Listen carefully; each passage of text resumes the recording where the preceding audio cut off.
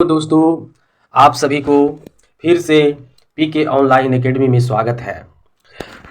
आज हम लोग बिहार बोर्ड एग्जामिनेशन 2024 के लिए अति महत्वपूर्ण संभावित कुछ क्वेश्चन करने जा रहे हैं। ये विषय है सामाजिक विज्ञान, जिसमें 10 economics question, 10 history question, 10 geography question और 10 सिविक्स क्वेश्चन करने जा रहे हैं। तो इसका पहला सवाल है, भारत के किस राज्य से पंचायती राज की शुरुआत हुई है? ए ऑप्शन है बिहार, बी ऑप्शन है उत्तर प्रदेश, सी ऑप्शन है पंजाब, डी ऑप्शन है राजस्थान। इसका जवाब होगा Rajasthan. Question number second question है, वर्ष 1975 भारतीय राजनीति में किस लिए जाना जाता है? ए है वर्ष आम चुनाव के लिए, बी है श्रीमती इंदिरा गांधी प्रधानमंत्री बनी थी, सी है देश में आंतरिक आपातकाल लागू हुआ था, डी में है जनता पार्टी की सरकार बनी थी। इसका जवाब सी आंसर होगा, देश में आंतरिक आपातकाल लागू हुआ था। ऑप्शन क्वेश्चन 3, ताड़ी विरोधी आंदोलन किस प्रांत से शुरू किया गया? ए में है बिहार, बी में है उत्तर प्रदेश, सी में है आंध्र प्रदेश और डी में है तमिलनाडु। इसका जवाब होगा सी, आंध्र प्रदेश। क्वेश्चन नंबर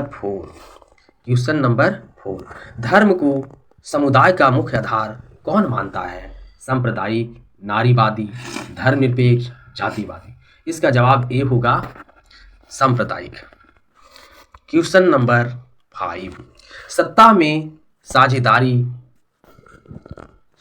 साझेदारी सही है क्योंकि यह विविधता को बढ़ाती है, देश की एकता को कमजोर करती है, फैसले लेने में देर करवाती है, विभिन्न समुदायों के बीच टकराव कम करती है। इसका जवाब क्या होगा? तो डी होगा। क्वेश्चन नंबर 6, नेपाल में सप्तदलीय गठबंधन का मुख्य उद्देश्य क्या है? ए में है राजा को देश छोड़ने पर मजबूर करना, बी में है लोकतंत्र की स्थापना करना, सी में है भारत नेपाल के संबंधों को बेहतर बनाना, डी में है सर्वदलीय सरकार की स्थापना करना। तो इसका जवाब होगा, सप्तदलीय गठबंधन का मुख्य उद्देश्य था लोकतंत्र की स्थापना करना। क्वेश्चन नंबर 7, भारत के इन राज्यों में कौन कोयले का सबसे बड़ा उत्पादक है? ए में है पश्चिम बंगाल, बी में है झारखंड, सी में है उड़ीसा, डी में है छत्तीसगढ़। इसका जवाब होगा बी, झारखंड। क्वेश्चन नंबर 8,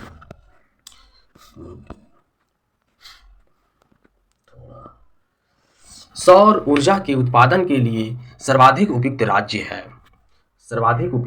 है। ए में असम, बी में अरुणाचल प्रदेश, सी में राजस्थान और डी में मेघालय। इसका जवाब होगा राजस्थान। क्वेश्चन नंबर 9, बिहार की पहली नदी घाटी परियोजना कौन है? ए में है गंडक नदी घाटी परियोजना, बी में है कोसी नदी घाटी परियोजना, सी में है बागमती परियोजना, डी में है सोन नदी घाटी परियोजना। इसका जवाब बी होगा, कोसी नदी घाटी परियोजना। Question number 10, Sundarban tiger reserve कहाँ स्थित है? ए में है पश्चिम बंगाल, बी में उड़ीसा, सी में उत्तराखंड, डी में केरल। जवाब होगा ए। अब हम लोग दूसरे विषय के सेशन आगे बढ़ाते हैं।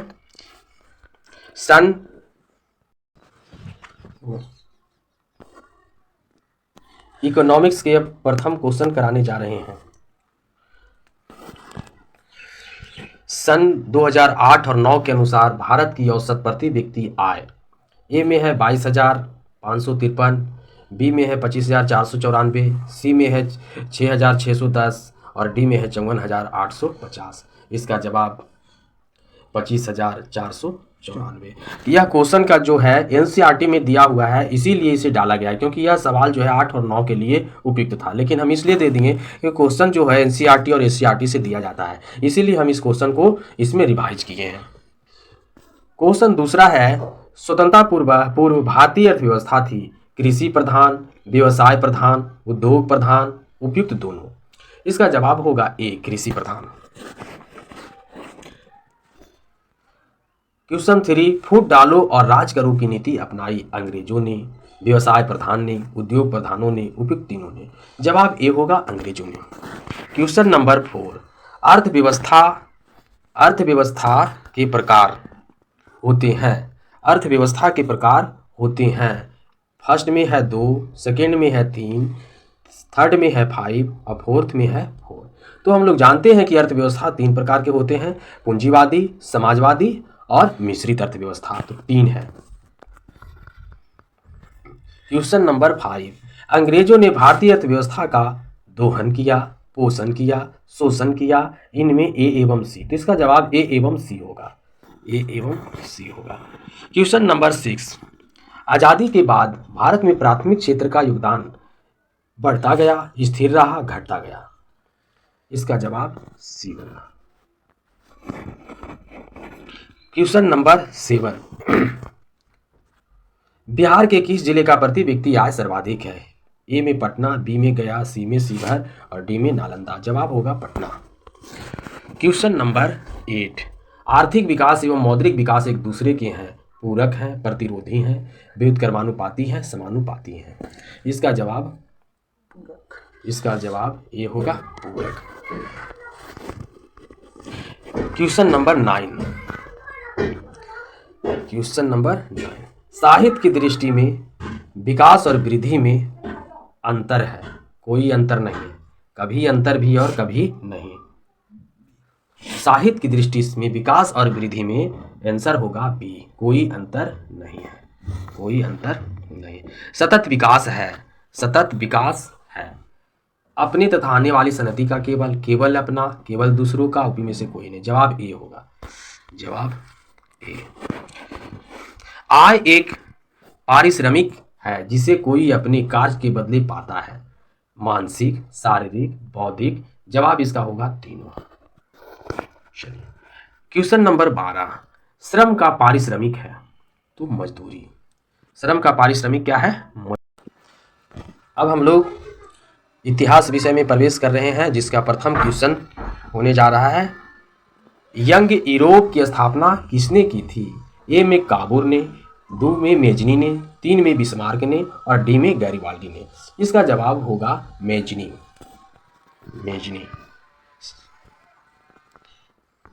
सेकेंड क्वेश्चन, यूनान के स्वतंत्रता संग्राम में किसकी पराजय हुई? रूस की, तुर्की की, यूनान की या फ्रांस की? तो इसका जवाब बी होगा। गैरिबाल्डी पेशे से क्या था? सिपाही था, किसान था, जमींदार था या नाविक था? जवाब डी होगा, नाविक था। काउंट काबूर को विक्टर इमैनुअल ने किस पद पर नियुक्त किया था? सेनापति, फ्रांस में राजदूत, प्रधानमंत्री, गृह मंत्री। जवाब होगा सी, प्रधानमंत्री। क्वेश्चन नंबर 5 है, रक्त एवं लौह की नीति का अवलंबन किसने किया था? मेजनी ने किया था, हिटलर ने किया था, बिस्मार्क ने किया था या विलियम प्रथम ने किया था? जवाब इसका होगा बिस्मार्क।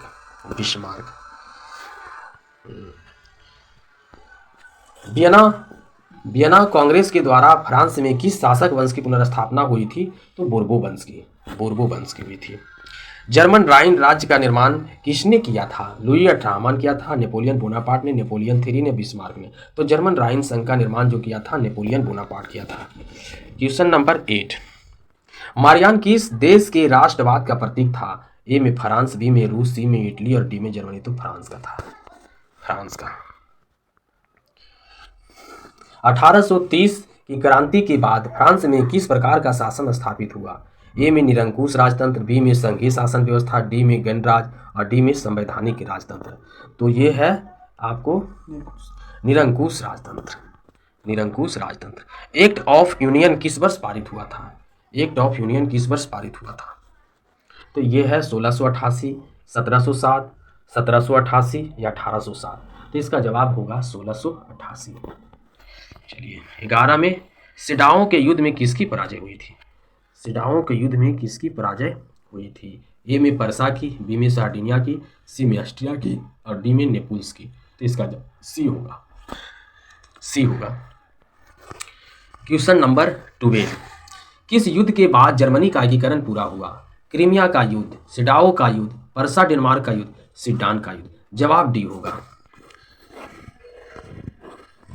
अब हम लोग ज्योग्राफी का क्वेश्चन करने जा रहे हैं। हाँ, जिस चैप्टर का नाम है भारत संसाधन एवं उपयोग। पहला क्वेश्चन है, प्राकृतिक संसाधनों के संरक्षण हेतु अफ्रीकी कन्वेंशन किस वर्ष पारित हुआ था? तो जवाब इसका होगा बी। जवाब बी होगा। भारत सरकार ने कब राजीव गांधी राष्ट्रीय पेयजल मिशन चालू किया था? ए में 1956, बी 1966, सी 1976 और डी 1986। तो 1986। तीसरा क्वेश्चन है, 1951 से 1980 तक लगभग कितने वर्ग किलोमीटर वन क्षेत्र कृषि भूमि में परिवर्तित किया गया था? तो इसका जवाब है 26,200। 26,200। भारत में बाज परियोजना की शुरुआत कब हुई थी? ए में 1970, बी 1972, सी 1973, डी 1975। इसका जवाब सी होगा, 1973। हाँ, क्वेश्चन नंबर 5।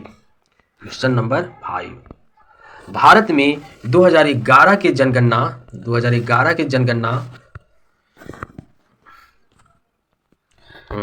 भारत में 2011 के अनुसार कितने प्रतिशत भौगोलिक क्षेत्र में वन है? तो इसका जवाब होगा सी, 21.23। क्वेश्चन दूसरा चैप्टर है जिसका नाम कृषि है।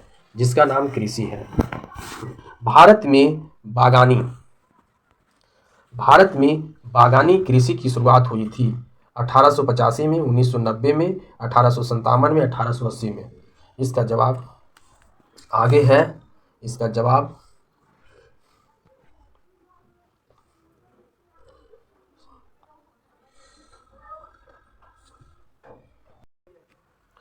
भारत में बागानी कृषि की शुरुआत हुई थी। ए में है 1885, बी में है 1990, सी में है 1857, डी में है 1880। इसका जवाब 1880 में होगा।